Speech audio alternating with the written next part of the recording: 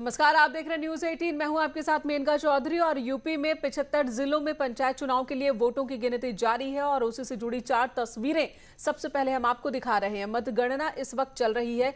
कई जगहों पर कर्मचारी कोरोना पॉजिटिव भी पाए गए हैं। काउंटिंग से ठीक पहले जो टेस्ट उसमें कोरोना पॉजिटिव पाए गए। कई जगहों पर चुनाव से जुड़े कर्मचारी, तो वहीं कई शहरों में कोविड के नियमों का पालन नहीं हो रहा है। साथ ही अभी पंचायत चुनाव के रुझानों में वक्त लगेगा। तो तस्वीरें हम आपको दिखा रहे हैं। लगातार न्यूज 18 पर आप देख पा रहे हैं काउंटिंग की तस्वीरें। इंतजाम के दावे चुनाव आयोग की ओर से किए गए थे, लेकिन कई जगहों पर इंतजामों की पोल भी खुल गई। इन तस्वीरों को देखकर भी आप अंदाजा लगा सकते हैं। 75 जिलों में जो पंचायत चुनाव हुए, त्रिस्तरीय पंचायत चुनाव, उसकी काउंटिंग चल रही है।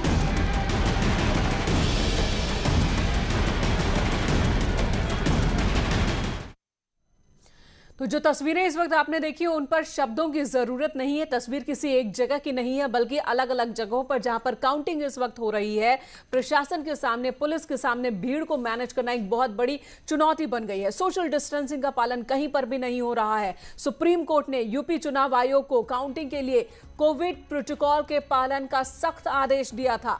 बावजूद इसके कई जिलों से जो तस्वीरें सामने आई हैं, वो बेहद डराने वाली तस्वीरें हैं। लोगों की भीड़ काउंटिंग सेंटर्स पर नजर आ रही है। सोशल डिस्टेंसिंग की धज्जियां उड़ा दी गई हैं। कई लोगों ने मास्क तक नहीं लगाया हुआ है। न मास्क, न स्कैनिंग, न सोशल डिस्टेंसिंग। नियमों पर भारी है इस वक्त भीड़ तंत्र। कई जगह कर्मचारी भी पॉजिटिव पाए गए हैं। सोशल डिस्टेंसिंग का पालन कराना पुलिस के लिए एक बहुत बड़ी चुनौती। कोविड प्रोटोकॉल का पालन कराने के लिए कई जगहों पर पुलिस को लाठीचार्ज भी करना पड़ा है। कन्नौज, मुजफ्फरनगर, जौनपुर, महाराजगंज की ये तस्वीर हम आपको दिखा रहे हैं। और हर जगह हालात कमोवेश वैसे ही हैं। यहाँ पर न सिर्फ प्रत्याशी पहुंच रहे हैं पोलिंग बूथ पर, काउंटिंग बूथ पर, बल्कि जो प्रत्याशी के समर्थक हैं उनकी बड़ी भीड़, एक एक प्रत्याशियों के समर्थकों की भीड़ भी इस वक्त काउंटिंग सेंटर्स पर, और वहां पर पालन नहीं हो पा रहा है कोरोना प्रोटोकॉल का। कहीं पर भी कोरोना प्रोटोकॉल नहीं है इस पूरे काउंटिंग के दौरान। इस वक्त मेरठ से हमारे सहयोगी उमेश श्रीवास्तव हमारे साथ जुड़ चुके हैं और दूसरे जगहों का भी हम रुख करेंगे।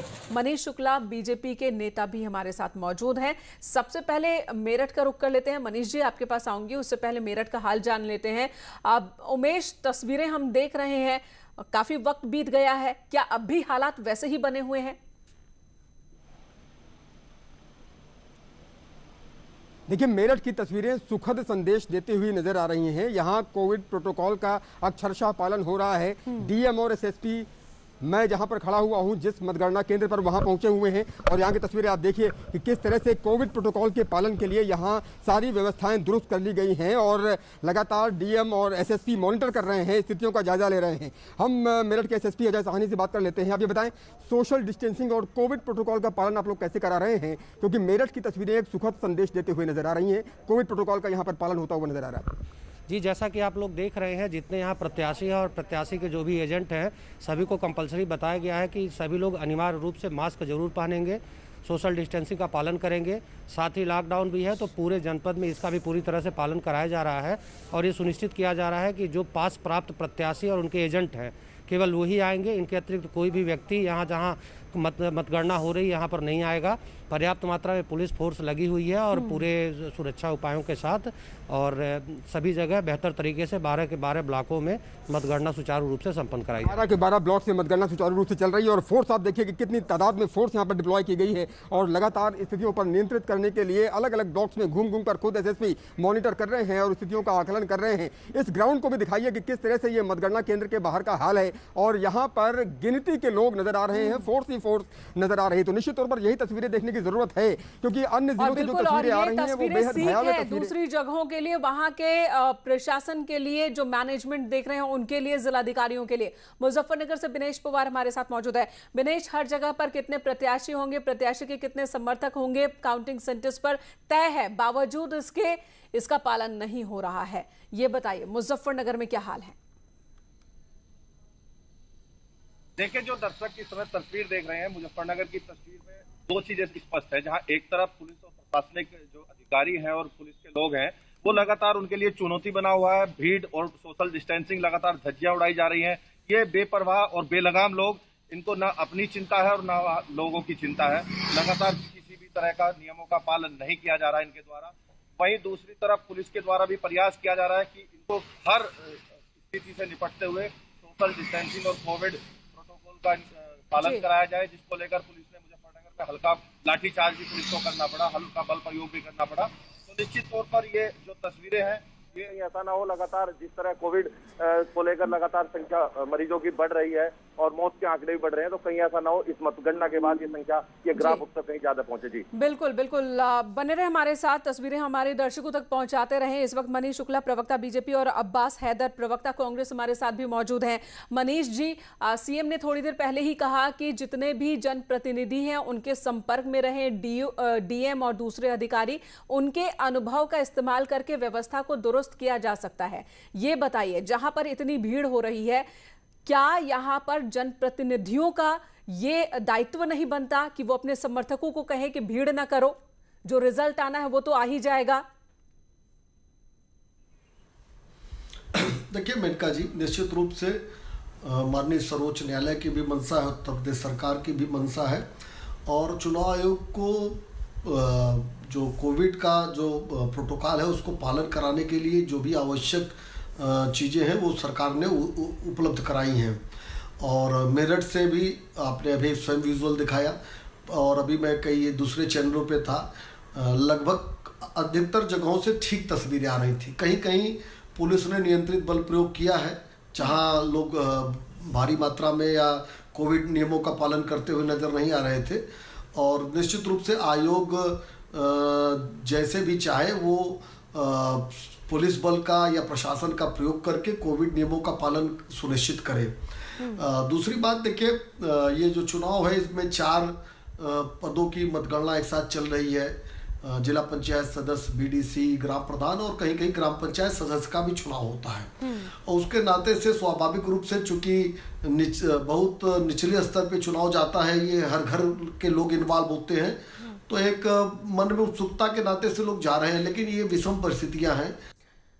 बिल्कुल मनीष जी, कोरोना को नहीं पता ना कि किसके मन में कितनी उत्सुकता है और इस जीत से किसको कितना फर्क पड़ना है। कोरोना को ये नहीं पता है, अगर संक्रमण फैलता है तो किसी को बिना किसी भेदभाव के हर किसी को अपनी चपेट में लेगा और फिर जो स्थिति है, जो परिस्थिति है, जो इंतजाम है वो भी आप देख रहे हैं। अगर गांवों तक इसकी संख्या बढ़ जाती है, संक्रमण बढ़ जाता है तो हालात और ज्यादा गंभीर हो जाएंगे। फिर ये कहना कि चुनाव आयोग को हमने जिम्मेदारी दी गई है, फिर ये कहना कि हमने प्रशासन को पूरी ताकत दे रखी है, वो सारी बातें रखी की रखी रह जाएंगी। अब चलिए, अब्बास हैदर प्रवक्ता कांग्रेस भी हमारे साथ जुड़े हैं। अब्बास हैदर जी, जो तस्वीरें इस वक्त आप देख पा रहे हैं उस पर आप क्या कहेंगे?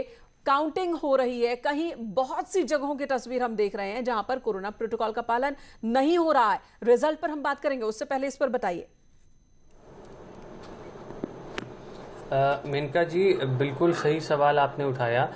ज़्यादातर जगह मैं देख रहा हूं कि कोरोना प्रोटोकॉल का नाम मात्र ही पालन हो रहा है और वैसे भी जो कोरोना की गाइडलाइंस रखी गई हैं, सैनिटाइज़र है या और जो समझ ली सिंबॉलिक चीज़ें हैं, उनसे कोई ज़रूरी नहीं है कि एसिम्टोमेटिक पेशेंट को पकड़ लें। अगर एसिम्टोमेटिक आदमी अंदर जा रहा है तो जब नतीजे निकलेंगे तो उत्साह में लोग हाथ भी मिलाएंगे, गले भी लगेंगे। तो इस तरह की चीज़ें जो हैं दुर्भाग्यपूर्ण है कि इससे मुझे लगता है कि संक्रमण में बहुत तेज़ी से बढ़ाव आ सकता है। इसकी आशंका को बिल्कुल नकारा नहीं जा सकता है और सरकार को बहुत कड़ाई से ये बातें तो सबको पता है, ये बातें सबको पता है, लेकिन तस्वीरों में हम नहीं देख रहे हैं ना कि उसका पालन हो रहा है। आप सभी बने हमारे साथ। एक बड़ी खबर आ रही है इटावा से, जहां पर 3 ग्राम प्रधान के नतीजे घोषित हो चुके हैं। जसवंत नगर तहसील के 3 ग्राम पंचायत के नतीजे घोषित हुए। नागरी प्रधान पद पर मीना मिश्रा की जीत हुई है। चांदनपुर पर प्रधान पद पर ब्रजेंद्र सिंह जीते हैं। वहीं मल्हूपुर प्रधान पद पर जितेंद्र सिंह की जीत हुई है। ये 3 नतीजे इस वक्त आए हैं। इटावा में 3 ग्राम प्रधान के नतीजे सामने आ गए हैं, जो इस वक्त आप न्यूज़ 18 पर देख रहे हैं। जसवंत नगर तहसील के 3 ग्राम प्रधान पर नागरी प्रधान पद की बात करें तो यहां पर मीना मिश्रा की जीत हुई है। चांदनपुर प्रधान पद पर ब्रजेंद्र सिंह की जीत हुई है। मल्हूपुर प्रधान पद पर जितेंद्र सिंह जीते हैं, जो थोड़ी देर पहले हमने दिखाया भी था, रुझानों में आगे चल रहे थे। और अब लगातार देखिए ये 3 जगहों पर नतीजे आ गए हैं। 3 ग्राम प्रधान के नतीजे घोषित हो चुके हैं। जसवंत नगर तहसील के हैं ये 3 ग्राम पंचायत जिनके नतीजे घोषित हुए हैं। नागरी प्रधान पद मीना मिश्रा, यानी कि नागरी की अब प्रधान होंगी मीना मिश्रा। चांदनपुर प्रधान पद पर ब्रजेंद्र सिंह की जीत हुई है। मल्हूपुर प्रधान पद पर जितेंद्र सिंह जीते हैं। दिनेश शाक्य हमारे साथ फोन लाइन पर मौजूद। दिनेश, ये 3 नतीजे क्या बता रहे हैं? जसवंत नगर विधानसभा क्षेत्र से जुड़े हुए 3 नतीजों की जानकारी सामने निकल करके आई है, जिसमें चांदनपुर गांव एक पड़ता है, इसकी ग्राम पंचायत से यहाँ ब्रजेंद्र सिंह निर्वाचित हुए हैं। इसी तरीके से एक गांव है मल्हूपुर, यहाँ से जितेंद्र सिंह नाम के शख्स निर्वाचित हुए हैं। और एक गांव पड़ता है नागरी, यहाँ की ग्राम पंचायत पद के प्रधान पद के प्रत्याशी के तौर पर मीना मिश्रा का निर्वाचन यहाँ पर हुआ है मतगणना के दरमियान। तो अभी तक फिलहाल प्रारंभिक तौर पर 3 सीटों का निर्वाचन घोषित कर दिया गया है। जी, और यहाँ की तस्वीर भी आप जरूर हमारे दर्शकों तक पहुंचाते रहिएगा। फिलहाल इस वक्त धन्यवाद ये पूरी जानकारी देने के लिए। तो यहाँ पर 3 ग्राम प्रधान पदों पर नतीजों का ऐलान हो गया है। चांदनपुर प्रधान पद पर जितेंद्र सिंह जीते हैं और हमारे तमाम मेहमान हमारे साथ मौजूद हैं। विशाल मिश्रा राजनीतिक विश्लेषक भी हमारे साथ जुड़ चुके हैं। मनीष शुक्ला और अब्बास हैदर तो हैं ही। विशाल मिश्रा जी, नतीजे आने शुरू हो चुके हैं कुछ कुछ पदों पर, हालांकि लंबा वक्त लगेगा जब पूरी तरह से जो ये त्रिस्तरीय पंचायत चुनाव है उसके नतीजे आएंगे। ये बताइएगा, जो वायदे किए गए थे कोरोना प्रोटोकॉल को लेकर के, वो वायदे पूरे होते हुए दिख रहे हैं? और अगर नहीं तो कहां चूक हो रही है? देखिए, इसमें कोई दो राय नहीं कि आज की डेट में पूरा भारत एक ऐसे संक्रमण के दौर से गुजर रहा है जिस वायरस की विविधता है। ऐसे में जो हमारे अधिकारी हैं, जो हमारे जनप्रतिनिधि हैं, इनकी जिम्मेदारी और अधिक बढ़ जाती है। यहाँ पर मैं खास तौर से अपने जनप्रतिनिधियों से ये बात कहना चाहूँगा कि जितनी जिम्मेदारी अधिकारियों की है, जितनी जिम्मेदारी सरकार की है, उतनी ही जिम्मेदारी आपकी भी है। आप पहले से जब कोरोना प्रोटोकॉल लगा हुआ है तो पहले से ही अपने जो भी शुभचिंतक हैं, जो भी जानने वाले हैं, जो भी समर्थक हैं, आप उनको स्ट्रिक्टली खड़े होकर खुद खड़े हो जाइए और कह दीजिए कि किसी को आप यहाँ पर नहीं आना है। बिल्कुल, क्योंकि देखिए क्या है कि ये वायरस देख कर नहीं आता है। कोई भी हो, किसी भी पार्टी का हो, कोई भी व्यक्ति हो, कोई भी संस्था हो, जिस तरीके से सभी संस्थाएं इस पे काम कर रही हैं और जिस तरीके से कोरोना की चपेट में हम सभी लोग हैं, ऐसे में दौर में पहली बात तो ये आरोप प्रत्यारोप का दौर नहीं है। और दूसरी बात ये कि सरकार पूरी तत्परता के साथ काम कर रही है, इसमें भी कोई दो राय नहीं है। तीसरी बात, ऐसे में जो हम जनप्रतिनिधि लोग हैं, इनकी भी भागीदारी बहुत बड़ी हो जाती है। इनको ये सुनिश्चित करना होगा, क्योंकि चुनाव है प्रधान का चुनाव है, बीडीसी का चुनाव है, जिला पंचायत सदस्य का चुनाव है, ये जो भी चुनाव है ये बहुत रूट लेवल के चुनाव हैं। और बिल्कुल, और जब हम जमीनी स्तर पर जाते हैं, जब हम विशाल जी जब हम जमीनी स्तर पर जाते हैं तो हो सकता है कि चुनाव अधिकारी की बात का लोगों पर असर ना हो, लेकिन अगर जिसके समर्थक है वो लोग, अगर उनके जनप्रतिनिधि कहेंगे, उनके नेता कहेंगे, तो वो बात तो लोग मानेंगे। लेकिन नेता तो कहना ही नहीं चाहते, क्योंकि शक्ति प्रदर्शन भी तो करना है। हो जाए कि नहीं आना है, एक भी समर्थक को नहीं आना है। बहुत बड़ा कोऑपरेशन होगा ये आज की डेट में सरकार के साथ। अगर जनप्रतिनिधि खड़े हो जाएं, चाहे वो प्रधान का चुनाव लड़ रहे हो, चाहे जिला पंचायत सदस्य का चुनाव लड़ रहे हो, चाहे बीडीसी का चुनाव लड़ रहे हो, अपने गांव-गांव में खड़े हो जाएं, जहां से भी वो लड़ रहे हैं, कि किसी को भी मतगणना स्थल पर जाने की आवश्यकता नहीं। मैं आपको विश्वास दिलाता हूं कि आधे से ज्यादा लड़ाई इस आज की मतगणना की हम लोग जीत जाएंगे।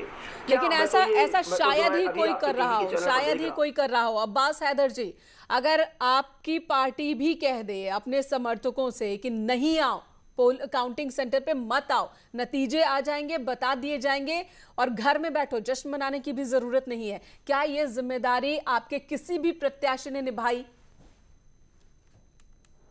बिल्कुल बिल्कुल बिल्कुल सख्ती से मना किया गया है। बल्कि चुनाव आयोग का तो निर्देश है कि जश्न मनाने में पाबंदी है किसी भी प्रकार की। और बहुत ही ये मतलब बहुत ही बेतुकी बात हो जाएगी इस समय कि अगर जश्न मनाया जाए किसी भी जीत का, चाहे कोई भी जीते कोई भी हारे, जहां पे दुनिया में लोग अपनी जान गंवा रहे हैं, निर्देश, सुप्रीम कोर्ट के आदेश, सारी चीजें तस्वीरों में आप देख रहे हैं। मनीष शुक्ला जी, क्या अपील की गई आप लोगों की ओर से कि भीड़ ना हो कहीं पर भी, कोरोना प्रोटोकॉल का उल्लंघन ना हो कहीं पर भी?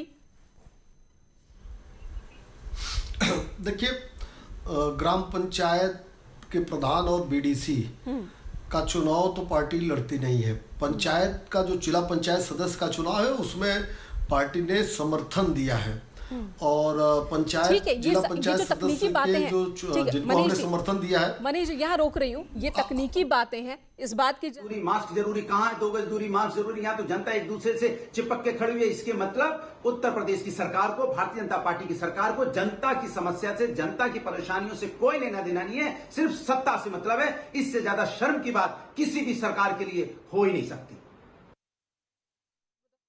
सीधे सीधे सत्ता पार्टी पर वो आरोप लगा रहे हैं, हालांकि सवाल तो उनकी पार्टी से भी लगातार यही बना हुआ है कि उन्होंने क्या किया और क्या कर रहे हैं। खैर, मनीष जी, यहां पर जो आप तकनीकी बात कर रहे हैं कि आपकी पार्टी का कोई प्रत्याशी नहीं, किस पद के लिए, किस पद के लिए नहीं, किस पद को समर्थन है, ये तकनीकी बातें हैं। लेकिन अगर किसी को समर्थन भी है तो क्या इस निर्देश के साथ है कि कोरोना प्रोटोकॉल का पालन होना चाहिए वहां पर? मुझे कंप्लीट करने दीजिएगा तो आ जाएगा। जिला पंचायत सदस्य में पार्टी ने अपना समर्थन घोषित किया है और कल ही समाचार पत्रों के माध्यम से भी, चैनलों के माध्यम से भी, और जो जिम्मेदार पदाधिकारी पंचायत चुनाव की देखरेख कर रहे थे हमारे यहाँ, उन लोगों ने भी सभी से कहा है कि जो प्रोटोकॉल है और जो एजेंट है उसके अतिरिक्त कोई लोग वहाँ नहीं जाएंगे पार्टी के। और हमको लगता है कि कहीं भी विजुअल्स में आपको भारतीय जनता पार्टी का कोई कार्यकर्ता बाहर नहीं खड़ा दिखेगा।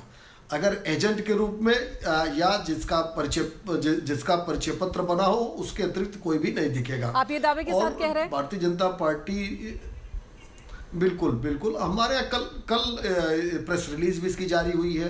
और इंटरनली भी जो पदाधिकारी हमारे यहाँ प्रदेश से क्षेत्रों में, जिलों में जो संयोजक बनाए गए थे पंचायत चुनाव के, उनको निर्देश साफ है कि कतई जो एजेंट है उसके अतिरिक्त कोई जाएगा नहीं।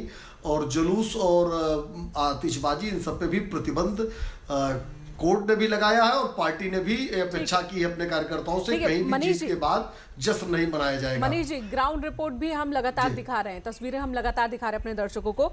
ये बताइएगा कि आपने कहा कि आपकी पार्टी से रिलेटेड कोई भी भीड़ आपको दिखेगी नहीं, लेकिन अब सवाल है कि भीड़ तो है ना, कई जगहों पर भीड़ दिख रही है जो नहीं दिखनी चाहिए, तो ऐसे में एक्शन क्या होगा? ठीक है, निर्वाचन आयोग की जिम्मेदारी है, इस वक्त मैनेजमेंट वो देख रहे हैं, लेकिन कहीं पर लापरवाही हो रही है, डीएम से लेकर तमाम अधिकारियों की जिम्मेदारी तय की गई है, किस तरह का एक्शन होगा? देखिए, निश्चित रूप से पहले तो सरकार ने और आयोग ने ये जो भी सुप्रीम कोर्ट का आदेश है या कोविड का जो प्रोटोकॉल है उसके अनुसार सबका टेस्ट भी हुआ है और आज भी टेस्ट हो रहे हैं।